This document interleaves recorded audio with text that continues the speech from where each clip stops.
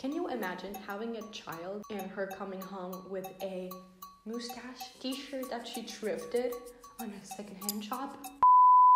So the 2010s fashion is back, and I don't know how we feel about it. You've got the wrecking ball, the blue and black dress, fan fictions, Call Me Maybe, One Direction, Hollister, Abercrombie, Aeropostale, American Apparel, and Tumblr. You've got all of those trends, including the moustache trend that I don't know if I don't like because I have an emotional attachment to when I started hating it after it stopped being trendy. So because majority of my viewers are around my age, and that means that the 2010s trends coming back is the first time that a trend we literally lived through is circling in our generation, I thought it would be cool to come on here and analyze some trends that might just traumatize us. I think we can all agree that the reason why trends are cycling so much faster than they used to is all because of TikTok. There's been so many aesthetics and just periods in history that bring trends that just come and go in like a season, whereas before trends would stay in for sometimes a couple of years. So I'm not sure how long the 2010s will be back. As much as I know, it'll be here for a week, or it'll be here as much as Y2K has been here. But yeah, I did see some videos that I will link down below as references that gave me a little bit of background on all of this, and I kind of took some things from there. So make sure to go watch those videos if you're more interested in the topic. And without further ado, let's just go and analyze some trends. So the first trend we're going to go over is chokers. Now I'm talking about that particular choker that is kind of elastic, and you would mainly wear it in black. I had a black one, I had a purple one, I had a pink one. And I actually realized that it was back when I went to a Mexican party in my friend Matilda's house in Brooklyn, and she was wearing one of those chokers. And it was funny because that was one of the trends that when I saw, I instantly liked, even though I had that big emotional attachment to me wearing in 7th grade. And I thought it looked so good with her outfit, and I could kind of picture the same item but in a different context of my life. In 2010, I was literally 7 years old, but I remember dragging my aunt to my room, getting my jewelry box that had all my chokers, and telling her that the secret to a great outfit was to never leave the house without an accessory. So this is going to be a tangent here, but just picture the narrative. Imagine little Maya in 2010, 7-year-old Maya, saving her pocket money to go to those trendy stores and buying the jewelry that she wanted so that she could look like the cool pop star that her interior self was. And now picture that 7-year-old Maya that just invested her week's worth of pocket money into these pieces. And picture 7-year-old Maya living as a carefree child in the world, washing her hands, going in the mud. I didn't go in the mud, but just let's pretend I was even wilder than I actually was. And then looking at her jewelry 2 weeks later and realizing that it had changed color, it was all crusty, and I didn't like it anymore because it looked completely different from the jewelry that I had bought 2 weeks ago. Now this is a problem that I still deal with at this time, so in the very near future, I'm going to be partnering up with some jewelry brands that I truly love and believe in. And when I say nearly future, I say starting with this video. So thank you Ana Luisa for sponsoring this video. So Ana Luisa for me is the brand that I go to every time I need a statement piece. Something that is going to be versatile, that I can throw on in any outfit, and something that I can be the carefree Mud Maya version of myself, that I can wash my hands and live my life without thinking if my ring will change into another color. So Ana Luisa's sustainability mission focuses on the planet, the people, and the product. They're carbon neutral and water neutral, and they've conducted life cycle assessments to understand the environmental impact associated with all the stages of manufacturing their jewelry pieces. They partner with organizations that contribute to reforestation, ocean cleanup, and coral reef restorations. All their manufacturing facilities are yearly audited by third parties. They incorporate recycled materials into their pieces, and they use 100% sustainable lab-grown diamonds, so there's no mining required, meaning their background is traceable, peaceful, and earth-friendly.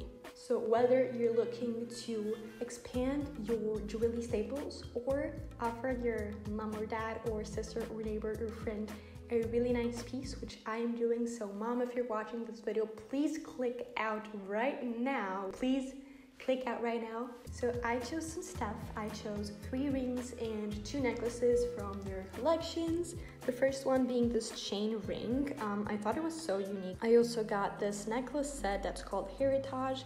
I haven't really been wearing necklaces, honestly, and I really want to start spicing up my outfits with necklaces, so I decided to go for, again, some very staple gold pieces. So I chose the Heritage one, and then I chose the Joe Gold one. And then going back to rings, I chose the Mirror Onyx ring and this gold twist rope ring that I love and I'll probably be wearing every day now.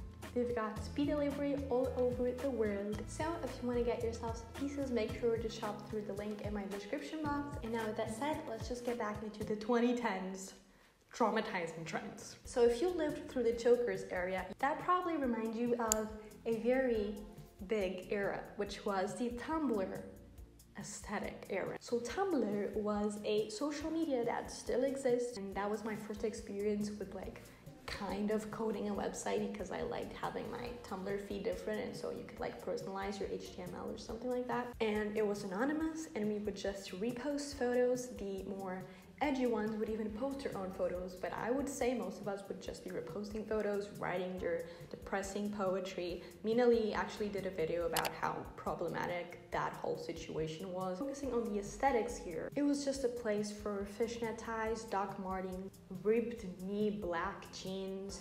Obviously this is just talking about the soft grunge aesthetic that was there. Now Doc Martens, they've just become a staple piece in a lot of people's wardrobe at this point, so I'm not even going to get into that. Ripped knee jeans, it's funny to look back and see how distressed and ripped jeans are still sort of here, but the specific knee rip ones went away.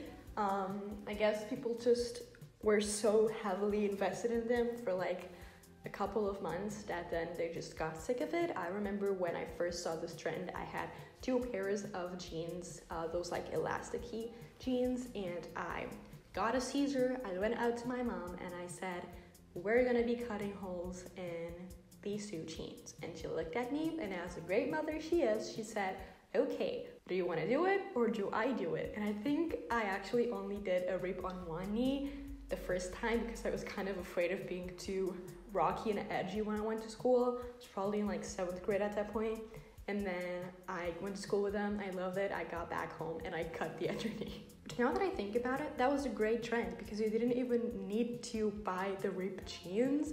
It wasn't hard to do at all. You could just pick a pair of jeans and just do it at home, and you had your trend in your closet, and you didn't need to buy more stuff and spend more money. Now, circling back into another traumatizing event, that's jeggings. I think jeggings were a great invention, actually. They were comfortable. They would still give you the kind of look of wearing jeans. They were stretchy. You could use them to gym class. So it was kind of a way of wearing denim in gym class.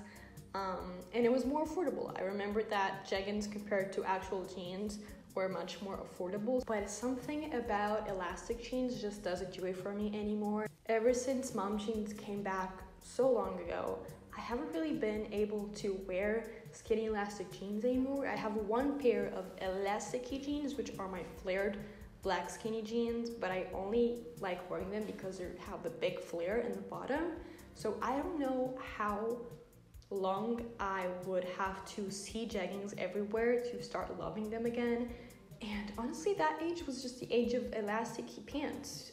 Jeggings were not the only thing that was trendy. We had those patterned leggings with like flowers, with the galaxy print. Galaxy print was so huge at the time, and caps and sweatshirts and tights, leggings, and shoes. I remember there were these Vans in my Tumblr feed that were galaxy, and it was like a DIY video, and I would have loved to do that back then, but I was too scared because it was kind of like difficult. You had to like go with the sponges and then draw the stores and whatever. I even did a trailer for my Wattpad fan fiction, and guess which fandom it belonged to? One Direction, of course, where the trailer that I edited on Windows Movie Maker, and I feel so old right now. The girl in the trailer, in the pictures of the trailer that I edited, had those Galaxy Vans. I don't know how I feel about the Galaxy. I think it's not been long enough for me to even consider liking the galaxy print anymore, and I'm not really a leggings person, even though I would love to be because they're so comfy. I own like one pair of leggings, and they're just the ones that I go to gym with, and then I just wear sweatpants all the time. Not sure how I feel about patterned leggings. I don't know, but comment down below if you remember any patterns you had on your leggings. Now going to jeans, something I remember was very trending at the time were colorful jeans. And it's funny how I still own colorful jeans. I think mine are just, you know, again, the type of denim that's not stretchy. And back then I had a baby pink one, which was the ones I did the rip on the knee. I had red skinny jeans. I remember I had a friend that had these like really bright blue skinny jeans that I really liked. Another DIY element that was so trendy, I remember going to like the craft store with my mom, buying a bunch of bags of that, and then getting home and personalizing your shirts, shoes, scarves, jeans. We put that everywhere that week, and that was studs. And again, I love the fact that there were so many trends that were so easy to incorporate in your clothing. I remember my mom had like a couple t-shirts that had some holes, like tiny holes in them, and she put like studs, you know, those gold, I think there were square studs. I also put them in like the pockets of my jeans. I think I put them in my shoes. That was everywhere, and that just brings me so much joy thinking about me putting so much of it everywhere, and then like a year later looking at it and being like, why did I do that? And taking them off, and then things had holes and I had to put them on again, and it was just a fun time. You know, I'm laughing, so I want to play the devil's advocate and take the smile out of my face by bringing the mustache trend into this video. I still can't really comprehend how a mustache print became so viral and everywhere. We had these photos on Tumblr with a mustache here. We had mustache leggings, we had mustache shirts, we had mustache hats, we had mustache phone cases.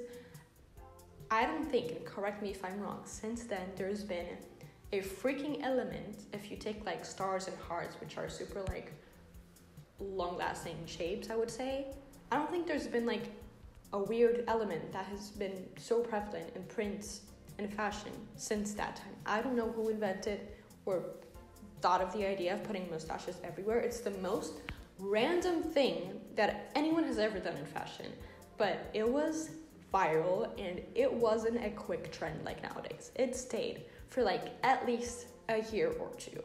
And just thinking about the possibility of mustaches coming back to trend, I can't look at that possibility without laughing. Going on into bottoms, we had pencil skirts and we had the high-low skirts. Pencil skirts, I don't love them still, but I'm pretty sure that if they came back, I would start loving them again. But then high-low skirts just remember me of like 2015 Coachella vibes. I don't know, I think I've been experimenting into much more different silhouettes, and I like that the high-low skirts, you know, have that spice in their silhouette, but something about it just, I don't know, I still have a huge emotional connection to high-low skirts. I don't think I've even wore one, but I just saw them so much. It'll be so funny if like a year from now, I'm wearing a lookbook with a high-low skirt. Please feature Maya, put this snippet in a video if I ever wear a high-low skirt on camera, or ever. Moving on, I think if you remember this, you're gonna get so nostalgic. Crackle nail polish. There were two huge brands of nail polish that is still huge. There was Essie and there was OPY.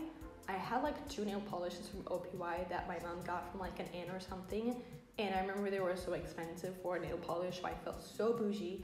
And it was that nail polish that you would put like a coat on top of a color and it would look crackle.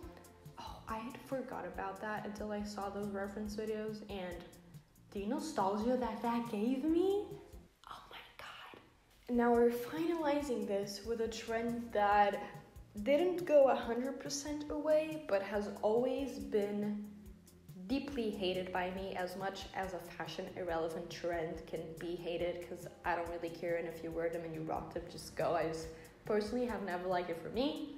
Wedge sneakers. Again, honestly, as someone who loves platforms, wedge sneakers are smart. They'll make you taller. They're cool. They're like a comfy version of a heel.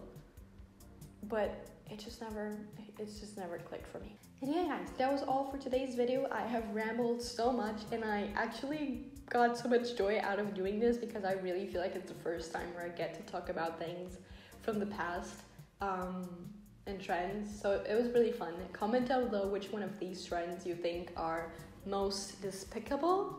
And comment down below if you're here for the 2010s trends or if you want them to never come back to history ever again.